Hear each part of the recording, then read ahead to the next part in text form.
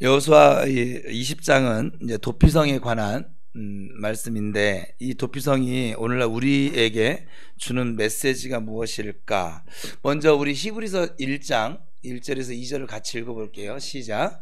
옛적의 선지자들을 통하여 여러 부분과 여러 모양으로 우리 조상들에게 말씀하신 하나님이 이 모든 날 마지막에는 아들을 통하여 우리에게 말씀하였으니, 이 아들을 만유의 상속자로 세우시고 또 그로 말미암아 모든 세계를 지으셨느니라.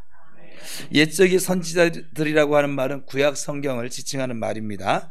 그런데 옛적에는 선지자들을 통해서 말씀을 하셨는데, 모든 날 마지막 지금은 아들을 통해서 말씀하신다.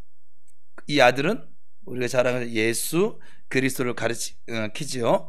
지금은 신약 시대, 우리가 살고 있는 이 시대는 은혜의 시대입니다. 예수님을 통해서 모든 것을 말씀하고 계십니다. 그런데 이 구약 시대에는 선지자들을 통해서 말씀을 하셨는데 여러 부분과 여러 모양으로 말씀하셨다. 구약 성경의 인물이나 사건이나 장소는 전부 장래에 오실 예수 그리스도에 대한 부분적인 상징들이거든요. 제가 요셉을 얘기하면서 예수님의 모형이라고 그랬었어요. 모세도 마찬가지고요. 성막도 예수 그리스도의 모형입니다. 그러니까 장차 구약 시대로 넘어가면 이제 오실 예수 그리스도, 신약 성경은 뭐라 했어요?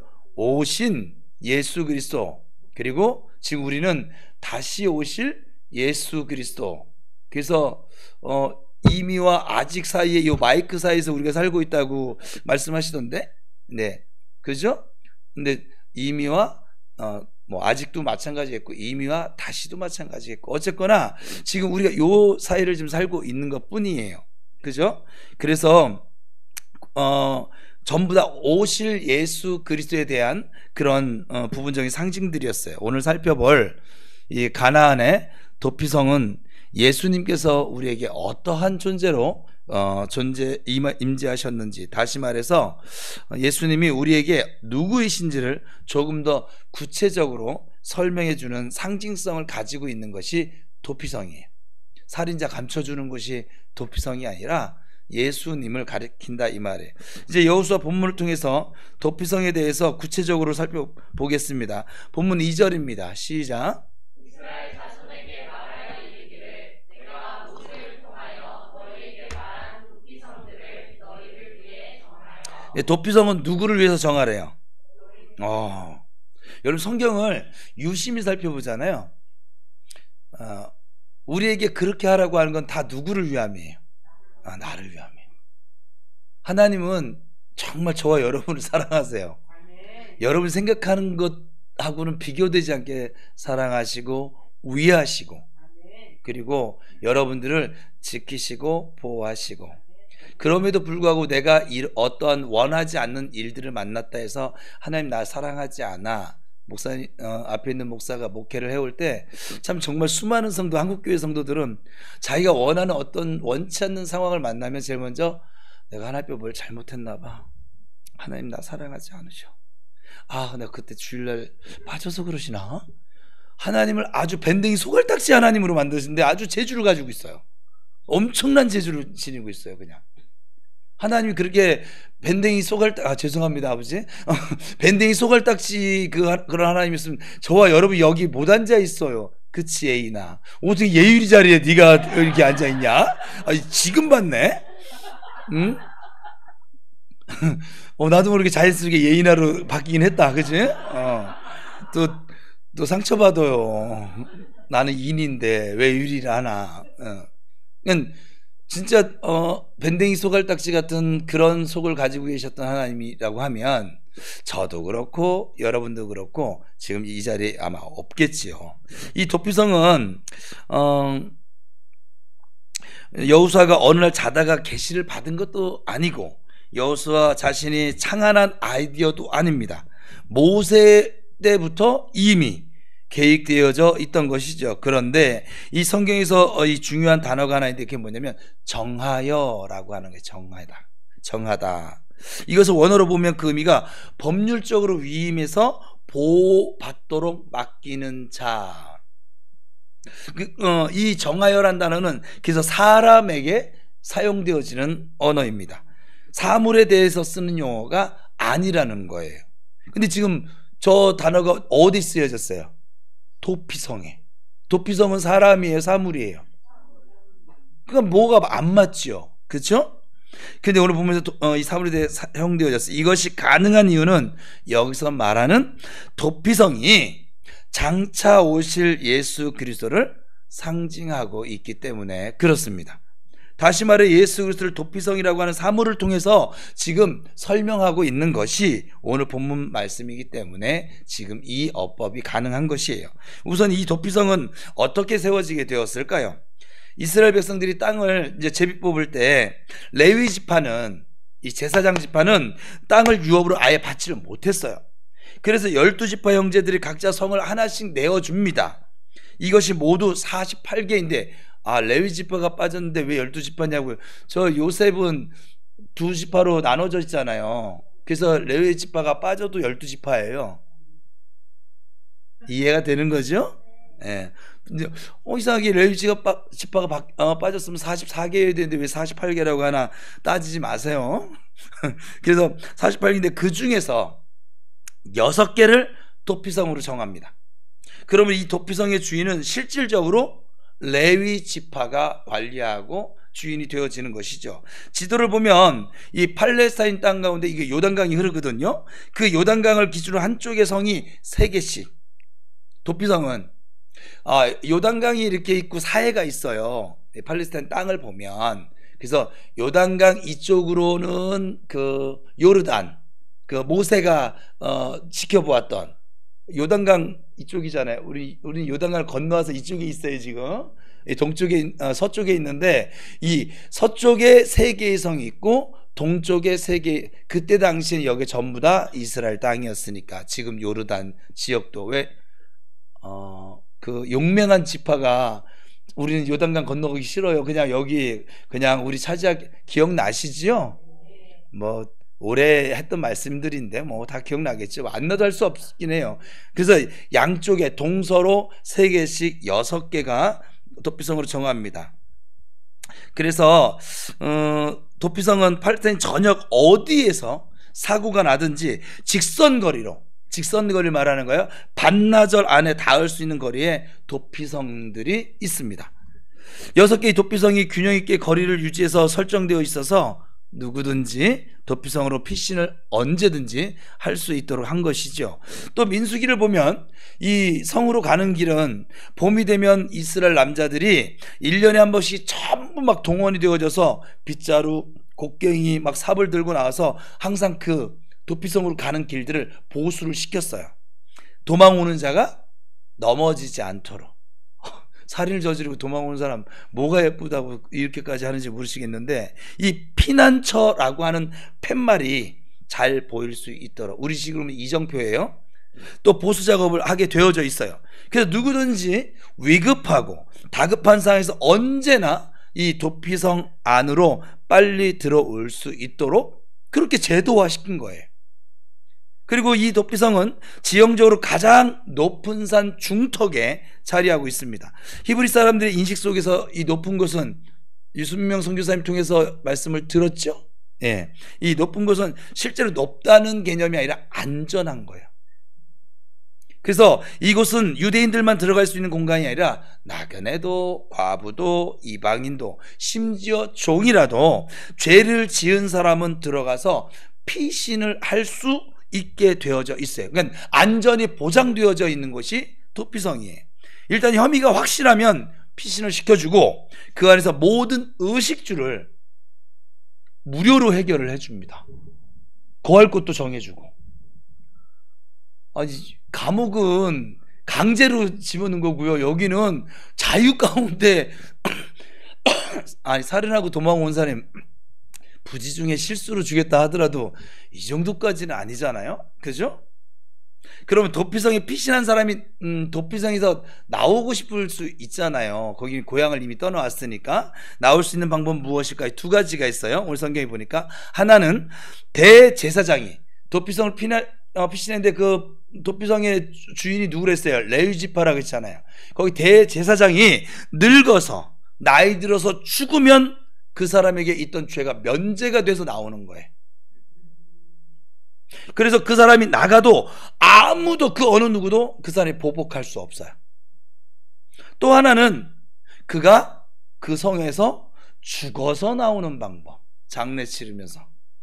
이 두 가지 외에는 도피성에서 나올 방법이 없어요. 그러니까는 피하기는 했지만 그 안에서 그의 생을 마감해야 된 것이죠. 근데 이 도피성은 어떤 사람들이 들어가는 곳이었어요? 아까 읽어보니까 염두에 두어야 할 전제가 있는데, 그것은 도피성을 가나안 땅에 설정하도록 있다는 것이죠. 가나안 땅 밖이 아니라 가나안 땅 안에. 가나안 땅은 이스라엘 백성이 조상적부터 약속을 받고 소망하던 낙원입니다. 그리고 소망이 있다. 우리가 지금 가나안 땅에 들어와져 있는데 우리 교회가 우리가 느끼는 이 정서하고는 아주 달라요. 그들은 꿈에도 그리던 땅이에요. 정말 그냥 하나님의 땅이에요. 그냥. 그래서 적과 꿀이 흐르는 땅이에요. 그렇게 완전할 것 같던 가나안 땅에 도피성이 있다. 무엇을 의미할까요? 그들에게 완벽한 땅이거든요. 요즘 우리 교회에서 제가 쓰는 말, 퍼펙트한 땅이 가나안 땅이에요. 그들에게는 약속의 땅이라서. 그런데 그 안에 뭐가 있다고요? 도피성이 설치되어 있다고요. 이 땅에서 살인과 보복 등 각종 범죄가 일어난다.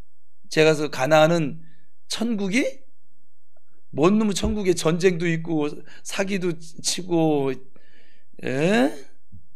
그렇죠? 그러면 천국 가기 싫지. 여기랑 별반 차이가 없는데, 그렇잖아요. 그래서 치열한, 우리 인간들이 그 생활하는 곳에 치열한 갈등이 있음을 말해 줍니다. 이 도피성에 어떤 사람이 들어가는지 성경에서 예를 들어줬어요. 두 사람이 나무를 하러 산에 올라갑니다. 근데 열심히 나무를 하다가 한 사람이 도끼가 수리를 잘 못한 거예요. 정비가 잘 안 되어서 도끼머리를 고정시키는 걸 쐐기라고 하는데 쐐기가 빠져나간 거예요. 도끼 자르고 헐렁해진 것을 모르고 내리 찍었는데 도끼가 공중으로 뿅뿅뿅뿅 공중으로 날아가서 옆에서 같이 나무를 하던 우리 오늘 근데 마음이 아프네. 나무를 하던 그 친구의 머리에 맞아서 그가 죽은 거예요. 이게 신명기 19장의 내용이에요. 그러면 이 사람은 살인이 되긴 됐는데 억울해요, 안 억울해요? 억울해요. 근데 옛날이나 지금이나 이 법을 악용하는 사람은 지금도 있고 예전에도 있어요. 근데 어쨌거나 하나님 원래 이 법을 주신 목적이에요. 억울한. 그래서 고의로 한 일이 아니잖아요. 계획해서 한 일이 아니잖아요. 미워서 한 일도 아니에요. 이것이 가나안 땅에서 발생한 일이에요. 이 이야기를 통해서 말씀하시는 메시지는 우리가 예수 그리스도를 구주로 믿고 하나님의 자녀로 살아가고 있지만 아직 이 완벽한 새 하늘과 새 땅이 임하기 전에 불완전한 육체를 입고 살아가는 사람들이기 때문에 여전히 죄를 짓고 또 사고를 칠 수도 있다라고 하는 말이 됩니다. 이것이 가나안 땅에 살아가는 성도의 삶의 모습이에요. 가나안 땅이 아직 완성되지 않은 죄인들이 살고 있는 것이지요. 그래서 무엇이 필요했다고요? 도피성이 필요했다고요. 한 가지 예를 들어 볼게요. 아담과 하와가 죄를 지을 때 환경에 흠이 있었어요, 없었어요? 없었어요. 에덴 동산이었어요. 없었어요. 그것은 부족함도 없었고 최초의 인류를 위해서 하나님이 아주 완벽하게 만들어 놓으신 유일한 공간이고 흠이 전혀 없고 죄가 없는 공간이었거든요. 그런데 죄가 에덴 동산 밖에서 벌어진 것이 아니라 어디서 벌어졌어요? 그 안에서 벌어졌어요. 성경 이것을 통해서 죄는 환경 때문에 생기는 것이 아니다. 그것도 우리에게 말씀하고 있어요. 죄는 다른 사람 여러분한테 시비 걸어서 여러분이 죄를 짓는 게 아니에요. 여러분 안에 이미 그 욕심들, 그 이기심들이 미안해 너무 지칭해서 온풍기 너 자식 목사 목을 이렇게 계속 갈라지게 하는데 네 안에 그 죄가 있는 거예요. 제가 얘기 전에 예수님이 정한 그 죄의 범위를 얘기했잖아요. 예수님은 음욕을 품으면 이미 가늠했대. 음욕을 품고 있는데 환경과 조건이 만나면 그러면 환경과 조건은 조건이 될 것이고 이미 내 안에 뭐가 있는 거예요? 이미 간음을 하게 되어질 그 마음이 이미 욕심이 음욕이 들어가져 있는 거예요. 또 누군가를 막 살인을 했어요. 지금 신명기 이 19장에 나오는 이 내용 말고 일반적으로 살인한 사람들은 뭐 어때요? 이미 미움이 내가 저거 언젠간 손 한번 본다. 이런 마음이 이미 있었는데 환경과 조건이 만나니까 어때요? 그렇게 저지르는 거예요. 그 마음이 없는 사람은요, 그런 환경을 만나도 살인 저지르지 않습니다. 그리고 간음을 행하지 않습니다. 그래요, 안 그래요? 그러니까 모든 죄는 어디부터 시작된 거예요? 예, 내 안에서, 내 속에서. 그래서 주님이 그랬어요. 밖에서 들어가는 것이 더러운 것이 아니라 네 안에서 나오는 게 더러운 거야. 우리는 음식 가지고 자꾸 막 하거든요. 성경을 자세히 읽으면 그럴 이유가, 우리 한국 성도들은 성경을 진짜 안 읽는 것 같아요. 내 생각에는 성경을 읽잖아요. 음식 가지고 저 친구들을, 우리 형제들을 망하게 하면 돼요, 안 돼요? 나는 보신탕이 싫어, 혐오스러워. 난 걔를 사랑하기 때문에. 그건 네가 사랑하는 것이고, 그 사람 뭐냐면요, 그 걔를 사랑함이 사람을 미워함이 돼버린 거예요. 멍청한 짓거리죠. 걔가 아무리 귀한들 사람보다 귀하겠냐고요. 이 사람은 예수님이 목숨을 버려 살려놓은 영혼이고 여긴 영혼이 아닌데, 사람을 위해서 하나님이 주신 선물인 건데, 근데 이 선물 지키자고 사람을 죽이는 거예요. 그냥 여러분, 그 영으로 보면 그래요. 내 마음에 누가 안 들었어, 네 마음에 안 들었지. 그렇지 않아요? 하나님은 여전히 그를 위해서 지금 나를 지키고 보호하는 것 좀 지키고 보호하고 있고, 그가 상장하기를 기다리고 있고, 하나님의 사랑을 알기를 기다리고 있고, 그를 위해서 수많은 기도자들을 붙이고 있고. 왜 내 스타일을 자꾸 앞에 있는 정 목사가, 예인아 네 스타일이면 좋겠지. 미안해, 잠도 안 깼는데 좀. 여러분, 제가 여러분의 스타일일 필요가 없잖아요. 내가 하나님의 것이지 여러분의 것은 아니잖아요. 아니에요? 여러분 모두는 하나님의 사람들이세요. 앞에 있는 정 목사의 마음에 들 필요도 사실 없어요. 왜냐면 저는 이제 앞으로 여러분들이 내 마음에 들기를 원하는 그건 없어요. 그냥 신앙이 자랐으면 좋겠어요. 그것도 안 자라도 상관이 없어요. 이제는 제가 올해 달라진 거예요. 난 무조건 잘하게 해야 된다는 사명감을 가지고 목회를 해왔는데 그게 없어져 버렸어요. 잘하고 안 잘하고 지 팔자, 팔자는 아니지, 뭐 자기 몫이지 뭐. 올해 못 자랐으면 내년에 잘하면 될 일이고, 이번에 못 먹었어, 오늘 수요기도에 밥을 못 먹었어, 토요기도에 때 먹으면 되겠지 뭐. 예? 한 40일씩만 금식만 안 하면 돼요. 그냥 뭐 한 주 금식해가지고 죽는 법은 없으니까. 여태까지 제가 볼 때 제가 20일 금식을 2번 해봤는데 안 죽습디다. 그러면 20일이면 3주거든요 3주 동안 뭐 자기가 뭐 바쁘든지 정신머리가 딴 데 가 있든지 뭐 욕심에 차 있든지 못 먹어도 죽지는 않아. 내 기운은 없어. 예? 그러니까 자기가 배고프면 달려들어 못 걷지 뭐. 그죠? 배고프지 않은 사람한테 막, 야 내가 이거 지금 한 3시간에 걸쳐서 요리를 해서 너한테 지금 대접하니까 맛있게 먹어. 나는 배가 불러서 지금 음식 생각이 없는데, 이 더러운 놈 인간아, 내가 3시간 동안 이렇게 준비해서 했는데 어쩜 너는 이렇게 맛없게 먹을 수 있어? 그럼 누구 잘못이에요? 우리가 이렇게 살고 있어요. 지금 그림으로 보면 그가 내 마음에 들게 살 이유는 없습니다. 우리는 순간순간 너무 하나님의 자리에 자꾸 앉으려고 그래. 그래서 내 생각, 내 스타일, 내 기준에 맞지 않으면 자꾸 비판하고 정죄하고 미워하고 용서 못하고. 근데 그거 아세요? 그걸 잘하는 사람들이 다른 사람에게도 또 그렇게 살아요. 너도 그 누군가에게 마음에 안 들 수 있단다. 넌 잘생겼다고 자꾸 자만을 하는데 다른 사람이 볼 때는 네가 못생겨 보일 수도 있어. 점점 아빠를 닮아가서 얼마나 시커매져 가는지 아주 여기서 보니까 아주 시커하네 그냥.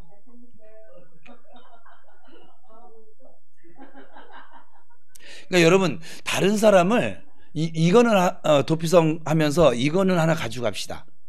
다른 사람이 내 마음에 들기 위해서 노력할 필요는 없어요.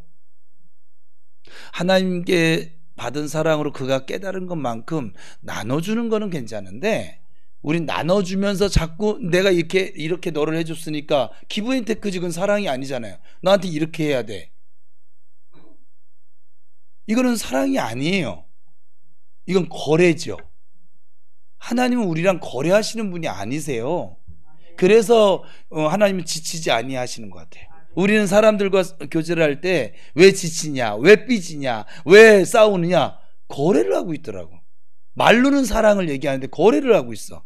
내가 너한테 이만큼, 우리 부모님들도 그래. 우리 이 세상에 제일 큰 사랑이 어머니 사랑이라고 하는데 어머니도 가끔가다 드라마나 주변에서 이렇게 보면 내가 너를 어떻게 키웠는데, 내가 너를 금이야 옥이야 이렇게 했는데 어떻게 네가 나한테 그럴 수 있어? 아 그래요 안 그래요? 이게 거래예요 거래. 제가 우리 아들이 용돈 좀 주세요. 용돈 달라고 안 해요. 그냥 눈으로 말을 해요. 얘는 머리가 좋아서 입술로 아빠 용돈 좀 주세요 한 적이 없어요. 근데 이상하게 내 주머니가 자꾸 열려. 또 저 보금이는 애가 좀 머리가 좀 덜해.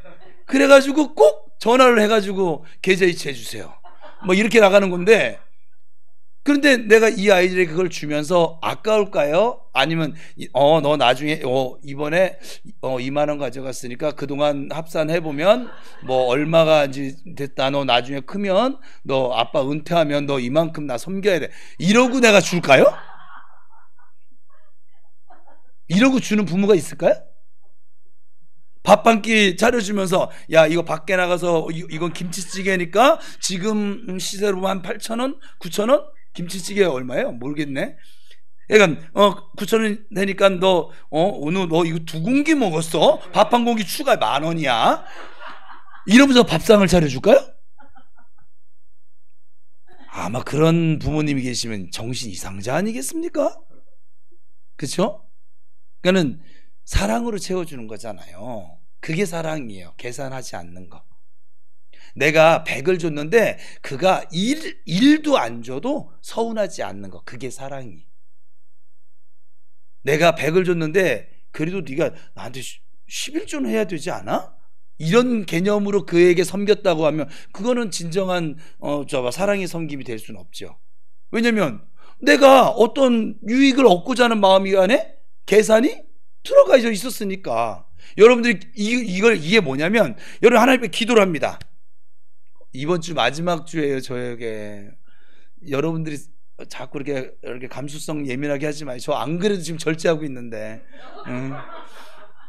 전 떨어지는 낙엽만 봐도 지금 막 그냥 막, 그런데 눈이 펑펑 내리니까는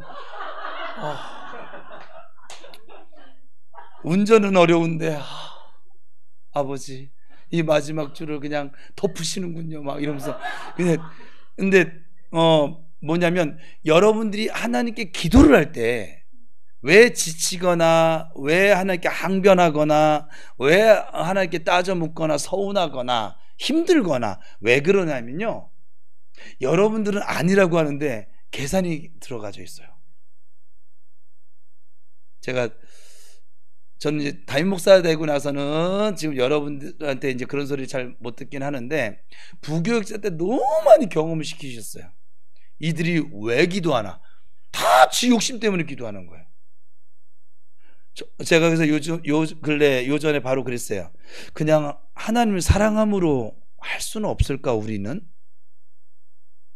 기도를 뭘 얻고자 함이 아니라 그냥 하나님이 좋아서 연애하는 거니까, 대화하는 거니까. 커피숍에 앉아서 그냥 큰 주제도 없어. 그리고 언제 이게 끝나는지도 정하지도 않았어. 근데 그냥 경치 좋은데 앉아가지고 이번에 유순명 선교사님하고 저기 바닷가 가서 카페를 있는데 와 2층이 굉장히 크더라고요. 하나님 나라 팀 내가 무조건 데려갑니다. 일단 갈 거야. 근데 2층 올라갔는데 굉장히 넓고 막 미술전처럼 뭐 작가 뭐 이것도 있고 이거 넓어요. 근데 선교사님 부부랑 우리 부부 딱 4명만 있는 거기를 다 쓰고 있는 거죠. 통창으로 앞에 그냥 막 바닥 이거는 있고 아버지 감사해요.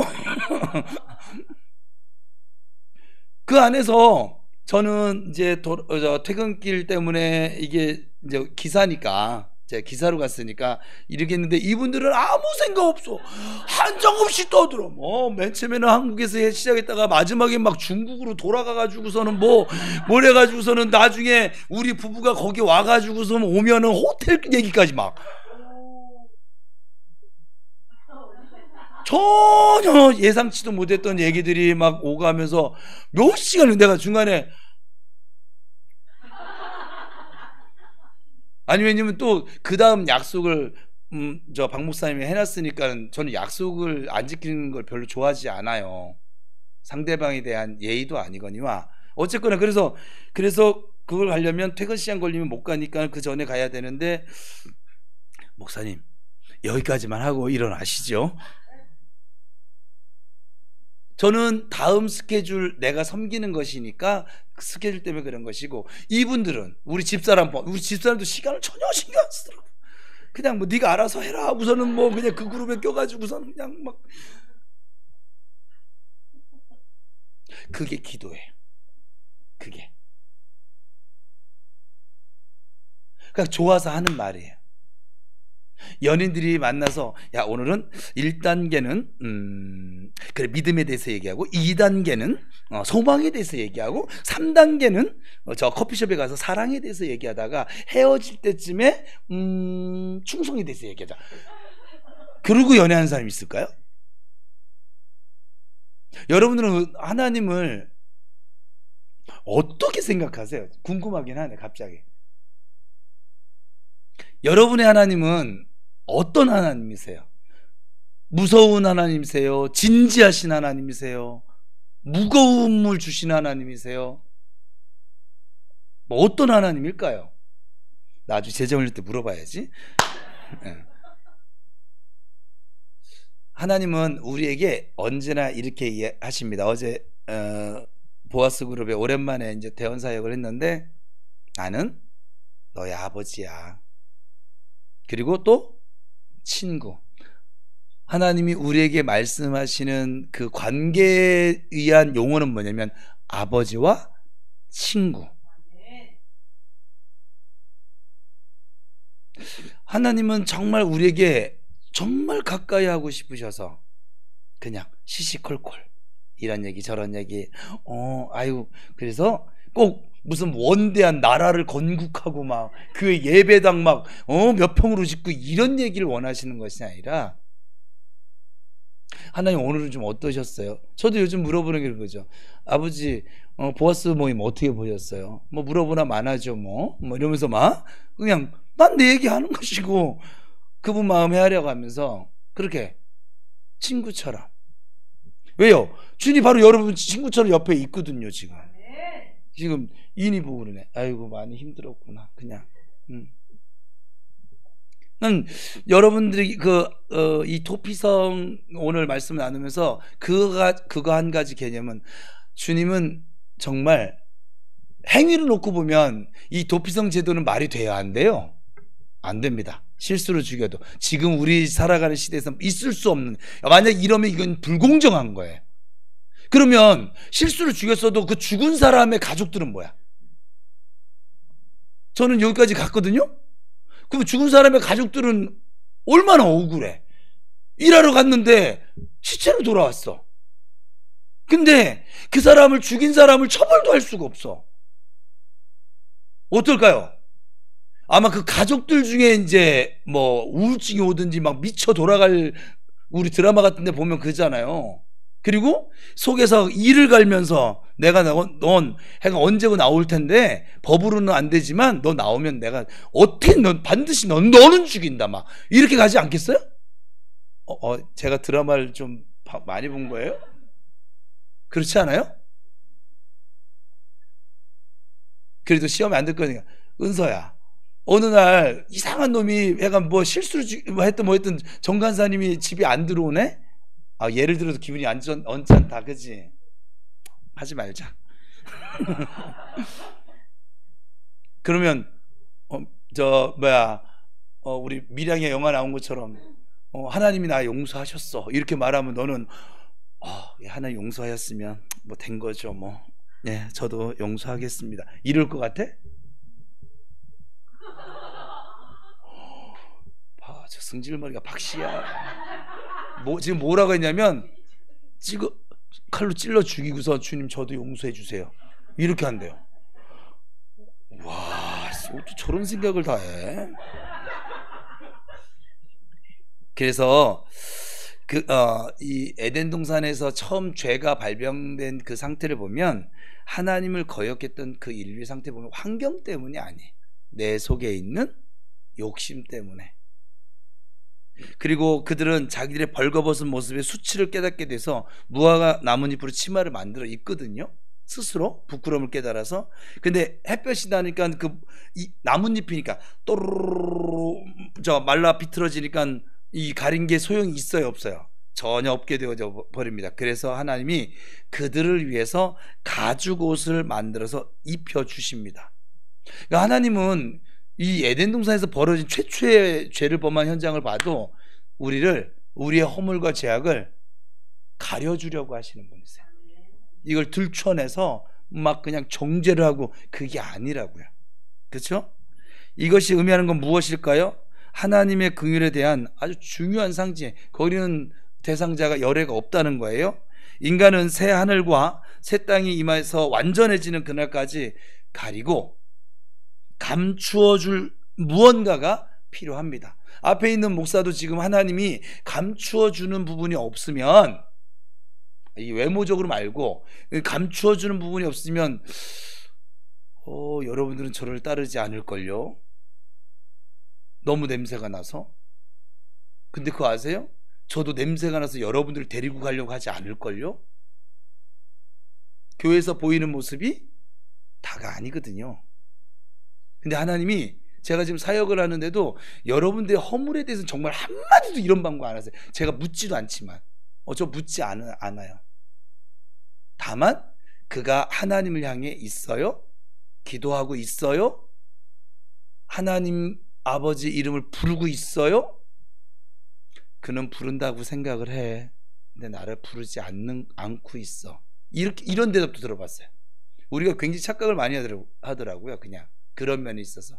또 전도 대상자에게 그는 자기가 믿음이 있다고 생각을 해. 근데 그 안에 내가 없어. 이런 사람도 지금 만나보고 있고. 나는 열심히 기도하고 있다고. 우리 사택의 밑에 그 순복음 교회인데, 진짜 매일 똑같은 방언을 매일 똑같은 데시벨로 매일 똑같이 들어요. 집에 있으면 그 시간에. 물었을 때 그들은 그냥 습관을 따라, 정말 어떤 하나님을 생각함으로 하는 기도가 아니라 정말 습관을 따라서. 그들은 근데 기도를 굉장히 잘하고 있다고 생각을 해. 하나님은 지금 받지 않고 계시는데, 자기들의 어떻게 보면 한풀이. 그러니까 여러분들의 기도를 지금 제가 얘기하는 게 뭐냐면, 하나님을 생각함으로 하세요. 한마디 하더라도. 지난주 토요일날 그랬어요. 사랑하는 기도가 능력 기도라고 했어요. 그죠? 한마디를 하더라도, 오늘을 위해서 만약에 중보한다 그러면 저 아이에서 해야 되니까, 이게 아니라 저 아이를 사랑하는 마음으로, 아버지, 은우가 아직은 어리지만 어려서부터 여호와를 경외하는, 사랑할 줄 아는 그런 아이로 좀 커가게 해주세요. 이렇게 마음 다해서 요만큼만 기도해도 그 막 중언부언하듯이 막 1시간을 중보 기도하는 것보다 이게 더 큰 능력이라고요. 이해되셨어요? 그러면 하나님을 생각함으로, 사랑함으로 그렇게 관계를 맺고 나가실 수 있기를 바랍니다. 우리는 어느 누구도 사실 자기 속에 있는 것을 다 보여줄 수 있을 만큼 내면이 깨끗한 사람은 없습니다. 있다고 하면 그 사람 오라고 해서 내면을 한번 제가 하나님께 묻든지 뭐 샅샅이 살펴볼 건데 아마 쓰레기일 거예요. 쓰레기 덤일 거예요. 왜? 그렇게 말한 것 자체가 이미 쓰레기예요. 자기의 그 허물을 지금 못 깨닫고 있는 것이잖아요. 소돔과 고모라 성을 두고 아브라함과 하나님이 거래를 하셨습니다. 그죠? 아브라함이 처음에 의인 50명 찾을 수 없으니까 45명 못 찾으니까 40명, 그렇게 해서 여차여차해서 10명까지 갔는데 결국 의인 10명을 찾을 수가 있었어요? 없었어요? 없었어요. 이것은 10명이 없는 게 아니라 한 명도 없었음을 의미합니다. 제 지금 하나님과의 교제 속에서 느끼는 정서는 그 소돔과 고모라에서 하나님을 향하여 있는 한 사람이라도 있었으면 그 성은 멸망하지 않았습니다. 그 한 사람 때문에 살았을 거예요 아마 다. 의인은 없나니 하나도 없습니다. 그래서 새하늘과 새 땅이 임해서 우리가 거룩해지고 완전해지고 완전한 승리를 이루는 날까지 하나님께서 우리의 수치와 더러움과 아픔을 가려주고 계시기 때문에 우리가 의로운 척이라도 하면서 살아갈 수 있는 은혜를 지금 입고 있는 것입니다. 이것이 도피성이 의미하는 것이에요. 문제입니다. 도피성이 의미하는 것은 무엇일까요? 거룩하다. 하나님의 긍휼입니다. 저 긍휼이 틀린 대답은 아니에요. 근데 지금 뭐냐면 이 긍휼이 뭐냐면 사랑이 풍성하신 하나님의 마음이, 도피성은 사람들이 잘 받아줄 수 없는 그들이라 할지라도 나는 이들을 받아주고 품어주고 용서하고 사랑할 거야. 하나님의 긍휼을 나타내는, 그 하나님의 긍휼이 나타난 우리 인간사에 나타난 분이 예수 그리스도. 그럼 이 도피성으로 들어간 사람 누구라고 했어요? 실수로 도둑질 한 사람도 아니고 살인한 사람이라고 지금 명확하게 말씀하고 있는데, 당시에는 보복법이 있었거든요. 그래서 신명기 19장 21절인데 같이 읽어볼까요? 시작.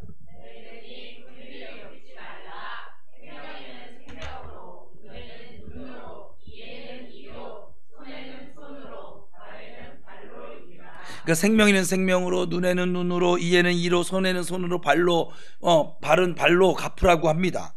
한 사람이 다른 사람이 눈 한쪽을 상하게 했다고 쳐봐요. 그러면 사람은 죄성을 가졌기 때문에 복수를 하게 되어지거든요. 그럴 때 눈 한쪽뿐만 아니라 이제 눈 하나만 상하게 할 것 같아요? 나머지 한쪽까지 다 뽑아버리죠, 그냥 막. 그죠? 그리고 이에는 이만, 눈에는 눈만 갚으라고 말씀하신 것은 무자비한 법이 아니라 인간의 죄성을 하나님이 아세요. 그래서 그걸 이해하시고 정해주신 자비의 법이었던 것이에요. 가나안 땅에서 이런 일들이 벌어졌어요. 그래서 도피성으로 피했습니다. 그러면 살인을 해서 도망간 사람은 착한 사람이고 그를 죽이겠다 쫓아간 사람은 나쁜 사람일까요? 그렇지 않죠. 둘 다 본질상 죄인들입니다. 예를 들면 사과를 맺는 나무는 사과나무잖아요. 그런데 아직 사과를 맺지 않았다고 해도 그것은 여전히 배나무가 될 수는 없어요. 사과나무입니다. 결국은 똑같은 사과나무입니다. 그렇죠? 이와 마찬가지로 죄를 지은 사람은 행위적으로 열매를 맺은 사람인 것이고, 행동으로 아직 죄를 옮기지 않았다고 해서 우리 스스로 의인이 아니라 죄의 열매가 맺혀지지 않은 죄인이었거든요. 그래서 제가 했잖아요. 환경과 조건만 맞으면 그 사람은 그 죄를 짓는다고요. 여러분들이 그 증인들이잖아요. 전부 다. 또 거룩한 척 또 시작하신다. 아유. 하나님의 은혜로 가려지고 덮여져 있을 뿐입니다. 이 사실 우리는 인정하셔야만 합니다. 도피성으로 도망간 사람이나 죽이겠다고 쫓아간 사람이나 본질상으로는 같다는 말이 된다, 이 말이에요. 도피성을 통해 하나님 우리에게 말씀하시는 메시지는 인간은 예수 그리스도의 보혈의 공로를 힘입어서 은혜를 얻지 않고는 한순간도 살 수 없는 존재라고 하는 것이에요. 앞에서 이 도피성의 위치가, 그러니까 하나님의 이 긍휼의 은혜가 어떨 때는 필요하고 어떨 때는 필요가 없어요. 이 사람은 아직도 지금 자신을 잘 파악하지 못한 거예요. 우리는 하나님의 은혜가 아니면 한순간도 살아갈 수 없는 죄인스러운 존재라고요. 어떻게 보면. 그래서 하나님의 은혜가 항상 우리에게 필요한 거예요. 그걸 선교사님은 오늘의 은혜, 지금의 은혜 그렇게 표현한 거예요. 어제는 어제의 은혜인 것이고 오늘 하나님의 은혜가 필요해요. 나를 덮으시는 나의 모든 그 죄성을 아시는데도 불구하고 가리워 주시는 그 하나님의 허물과 죄악을 가리움을 받는 자가 뭐 하는 사람? 복 있는 사람이라고 성경은 얘기하잖아요. 10편 32편에서. 오늘 또다시 허물과 죄악을 가리움을 받는 은혜가 필요하다고요. 매일매일 그 예수 그리스도의 십자가 보혈의 은혜가 내게는 필요하다고요. 이걸 어떤 사람은 7알은 필요하시고 3알은 그냥 이 정도면 괜찮아요 하고 살아가는 이 사람에게는 오직 예수가 될 수가 없다는 거예요. 하나님께 영광을 돌려도 여전히 자기의 의도 담겨져 있다는 거예요. 그래서 우리 교회에서 제가 수없이 얘기합니다. 절대 절망을 맛보지 않으면 예수 그리스도를 절대 소망의 주로 섬길 수 없어요. 여러분이 만약 이 자리에 그런 분들이 계시다면 왜 그러느냐? 아직 절대 절망을 해보지 않았어요. 자기 자신을 아직도 모르는 거예요. 내가 조금만 노력하면 나는 선하게 살 수 있어. 난 조금만 노력하면 나 괜찮은 인간이야. 이 생각을 아직도 버리지 못한 거예요. 하나님의 은혜가 아니고는 나는 지금 한 걸음도 바른 걸음을 걸어갈 수 없는 연약한 존재입니다. 이 연약함에 대해서는 제가 이제 내년에 나눌 거예요. 12월에 나누든지 나눌 거예요. 이 연약함을 인정하지 않는 거예요. 사도 바울은 이걸 깨달았어요. 내가 약할 때 곧 그리스도께서 강함이라고. 근데 우리는 우리 스스로 자꾸 강해지려고 하거든요. 그러니까 예수 그리스도의 강함이 드러나겠어요? 아니요, 예수 그리스도 안 나타나요. 무슨 말 이해되세요?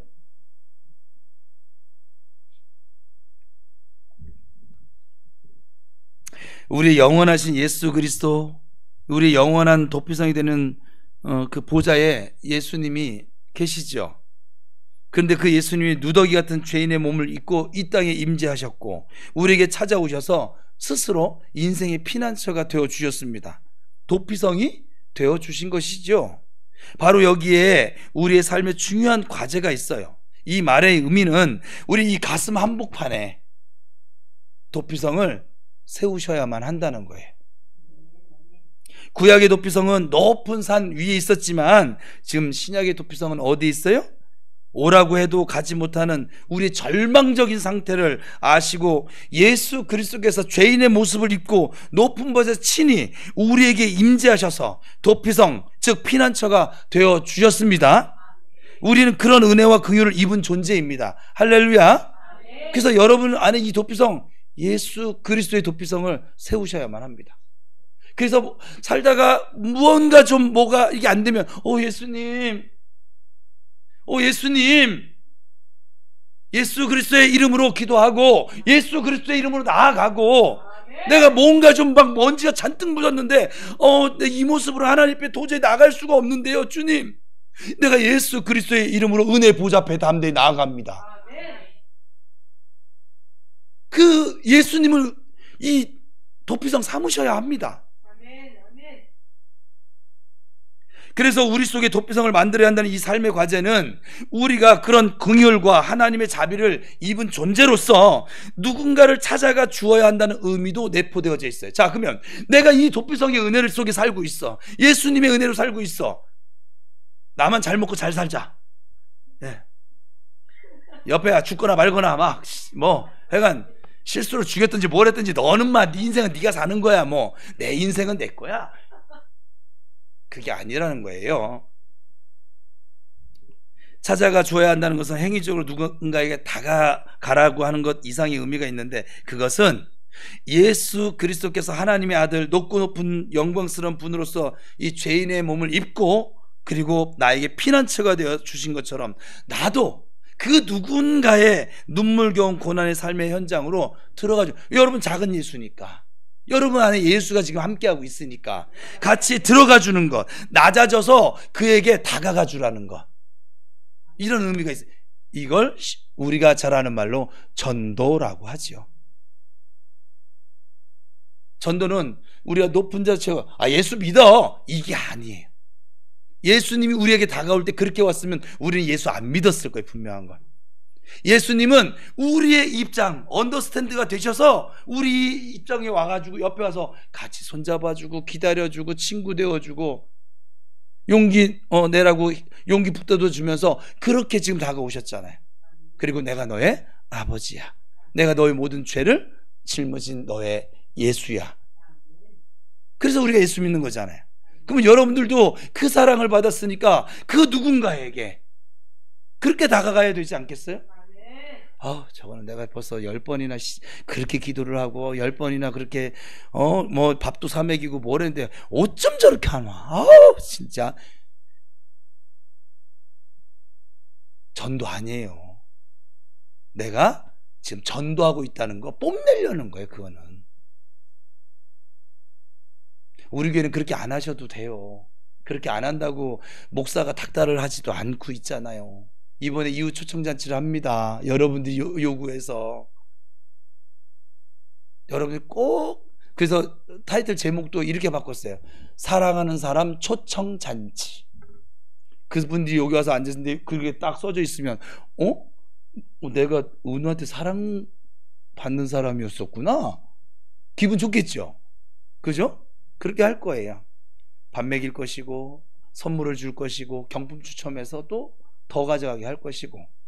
초청하기 쉽겠죠? 그죠? 그래도 뭐 초청하기 싫으면 마세요. 그냥. 대개 신앙생활을 오래 하고 신앙이 좋다는 말을 듣는 사람들일수록 그런 비참한 상황에 처해 있는 그 사람들을 만나는 태도를 보면 굉장히 자기는 좀 교양 있는 척하는 경우가 참 많아요. 이것은 도우려 가는 것이 아니라 오히려 또 화살을 날리러 가는 것이지요. 예를 들어서 인터넷이나 신문에서 매일 접하게 되는 아주 끔찍한 소식들에 대해서 어떻게 반응합니까? 저것들이 인간들이라고 막 손가락질 하십니까? 그것은 아직도 내가 얼마나 큰 은혜, 용서와 긍휼을 입은 존재인지를 모르는 사람들의 태도일 것입니다. 우리는 그런 소식들을 접할 때 그 삿대질을 할 것이 아니라 그것이 바로 내 모습이었지, 하나님의 긍휼과 예수님의 생명으로 내가 거듭나지 않았더라면 나도 저런 사람과 전혀 다를 것이 없는 그 존재였음을 기억하면서 아버지 감사해요. 내가 이 하나님의 사랑을 깨닫고 살 수 있게 해주셔서. 어려움과 절망 속에 있거나 죄에 빠져 있는 사람에게 너무 공의의 잣대를 이렇게 좀 들이대지 않았으면 좋겠어요. 저도 이제 보통 남자들이 그 성향을 가지고 있는데 저도 이제 이렇게 사모가 와서 얘기하면 그건 이렇게 하고 이렇게 하고 이렇게 얘기 안 하려고요. 그냥 그래서 힘들었겠다. 그래 좀 더 해. 한번 해보려고요. 잘 안 돼요. 이게 본성적으로 안 돼요. 저 뒤에 앉아있는 사람은 진짜 안 되는 사람이에요. 안 돼요. 이게 노력을 해도 안 되더라고. 근데 해보려고요. 하나님께 도움 구하면서. 저는 남은 생애를, 목회뿐만 아니라 생애를 정말 하나님 좋아하면서 살고 싶어요. 여러분들보다 제가 훨씬 많이 저분을 좋아하고 저분을 사랑하고 저분과 함께 살고 싶은 그 막 소망이 막 이 안에 막 얼마 차오르는지 모르겠어요. 하여간 저는 그렇다고요. 그냥 여러분도 그냥 그렇게 사세요. 정답 들이대고 하여간 막 이거는 틀렸고 저건 계속 그러면 사세요. 그냥. 그러면 오히려 그들이 질려버리겠죠. 전도서에도 지나치게 의인이 되지 말라고 7장에서 말씀합니다. 이 말은 조금씩 죄를 짓고 살라는 뜻도 아니고 너무 잘난 척하지 말라는 뜻도 담겨져 있어요. 그런데 우리는 성도들끼리 대화를 하면서 너무 종교적인, 그러니까 교회 생활에 익숙한 모습만 보일 때가 있지요. 그러면 고난 속에 있는 사람은 너무 힘들죠. 그죠? 기도가 안 될 정도로 힘들다고 하는 사람에게 야 그럴수록 더욱 기도해야 돼. 너 기도 안 해서 지금 그렇게 된 거야? 막 이렇게 말하면 도움이 될까요? 안 될까요? 전혀 되지 않죠. 그러니 가르치거나 정답을 말해주려고만 하지 마세요. 그래, 그렇지 뭐. 에이, 너무 힘들면 기도조차 나도 안 나오더라. 목사님도 넘어질 때 너무 많아. 심정적으로 그 사람의 상태까지 좀 낮아져서 공감해 주는 것도 참으로 필요하다. 제가 요즘은 그래서 누가 와서 이렇게 뭐 얘기하면 그냥 일단 들어요. 속에서는 안 되죠. 막 이 DNA적으로 막 이게 바른 말 해주고 싶고 막 딱 이렇게 해주고 싶은데 그냥 들어요. 꿈틀거려라. 한번 해보세요. 그리고 여러분 힘들 때 그냥 정 그게 안 되면 말하지 마. 옆 사람하고 인사해서 입을 안 벌리는 게 은혜다. 시작.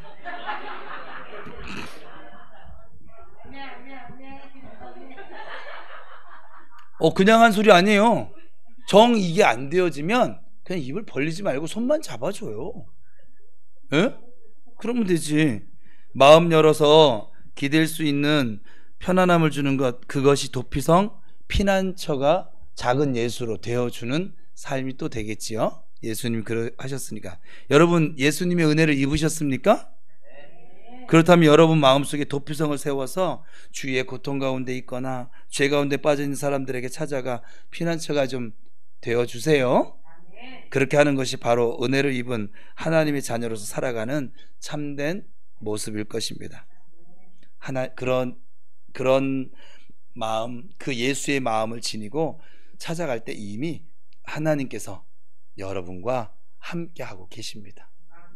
여러분의 그 섬김의 손길 또 사랑의 손길, 이걸 통해서 그 영혼을 다시 살리시고 세우시는 하나님이심을 믿으시기 바랍니다. 누가 나를 위해서 나의 마음을 가지고 그 영혼에게 갈 수 있을까? 주님은 오늘도 찾고 계십니다. 교인들 가운데서도 좀 너무 정답 들이대지 마시고, 앞에 있는 목사도 안 하는데 여러분이 내가 잘나면 또 얼마나 잘났습니까? 또 믿음이 있으면 또 얼마나 있을 것이고, 그렇지 않아요? 그냥 함께 가자. 내 아버지지. 야, 같이 커피숍 가자. 가서 그냥 뭔 내용 할지 모르겠지만 하여간 저 정 목사님 아재 개그도 좀 들어주기도 하고, 그리고 쓸데없는 소리 하는 것도 좀 받아주기도 하고, 같이 살자. 옆 사람 축복하겠습니다. 함께 같이 잘 삽시다. 시작.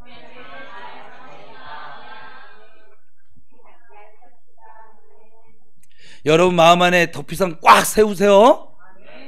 세우셔서 자꾸 스스로 죄책감에 빠지지 말고, 죄책감이 막 쳐들어오면 예수 그리스도 안으로 쏙 숨어가지고 야 그러지롱 나 여기 숨었다 이러든지. 그래서 간 다음에 다시 대제사장 예수님이 함께 계시잖아요. 그건 구약이고, 지금은 예수님이 이미 십자가에 죽으셨어. 대제사장이 죽으셨어. 그러니까는 도피성에 쏙 나와가지고 아우 저 힘든 사람, 나처럼 저 힘든 사람 있네, 가서 손잡아주고 같이 가자. 전부 다 선제도 카페에 데리고 가가지고 그 2층 전세 내가지고 커피 마시면서 시켜 수다 떨려 오세요. 커피값 모자르고, 커피값도 싸. 7,000원인가? 진짜 좋아요. 갈 거야. 청년부도 나중에 때리고 갔으면 좋겠어. 근데 그렇게 가세요. 갔는데 커피값이 없어. 나한테 계좌이체 목사님 해주세요. 나 계좌이체 너무 능숙해지고 가고 있는데, 그러니까 하세요. 괜찮아. 함께 갑시다. 네. 옆에 있는 사람 손잡아 주는 것이 주 안에 거하는 삶이라고 분명 말씀하셨어요. 그것이 도피성. 그 문제, 도피성이 가지는 의미는 뭐라고 할까? 오늘 두 가지를 얘기해서 여러분 헷갈릴까 봐. 네? 봐요. 예수 그리스도죠. 하나님의 의를 나타내는 예수 그리스도인데, 그냥 자, 우린 이제 다 이해를 했으니까 아까 이해시키냐고 그러는 거예요. 자, 도피성이 의미하는 것은 뭐예요? 예수 그리스도. 예수 그리스도. 그러면 여러분 마음의 도피성을 만들라는 건 예수님이 내 마음의 중심에 한 자리 꽉 차지하고 계셔서 마귀가 자꾸 정죄하려고 하면 어디로? 예수님 안으로 쏙 들어가서 야 까불지 마! 예수의 보혈로 난 덮여져 있어. 내보낸 다음에 다시 나와가지고서 성령 따라서 아셨죠? 그렇게 살아갑시다. 하나님은 언제나 여러분을 사랑하십니다. 제가 지금 사실은 하나님께 아버지 제가 느끼고 있는 이 아버지 사랑을 어떻게 표현해야 되겠어요? 제가 표현할 방법이 없네요, 더 이상. 그랬더니 잘하고 있어. 그렇게 말씀하시는데 정말 하나님 여러분 사랑하세요. 그 하나님 사랑을 믿고 삽시다. 기도합시다.